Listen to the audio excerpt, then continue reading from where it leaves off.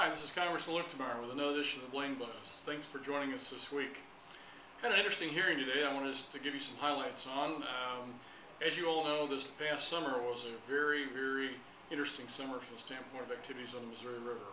In our district, the 9th District, we didn't get impacted as much as most of the rest of the folks who live along and farm along and have businesses along the Missouri River all north of us.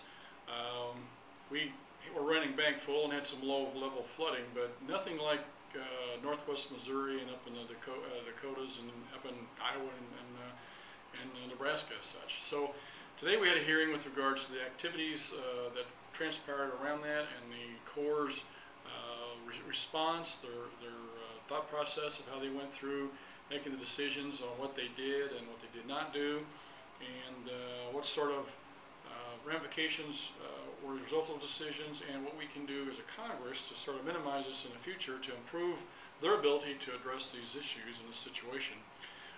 Congressman Graves has got a bill that's going to shift some money, $72 million, out of the Fish and Wildlife budget for the Corps to use to build habitat along the river, to the budget to build and maintain and repair levees, which only got $6 million in it. Imagine this, 72 versus 6. We're going to take the 72 and try and put it over here with the 6. Also, Congressman King has a bill that deals with the amount of storage, in other words, the amount of water that's held in the reservoirs themselves. There's 6 reservoirs, dams, back up in the northern part of the reaches of Missouri.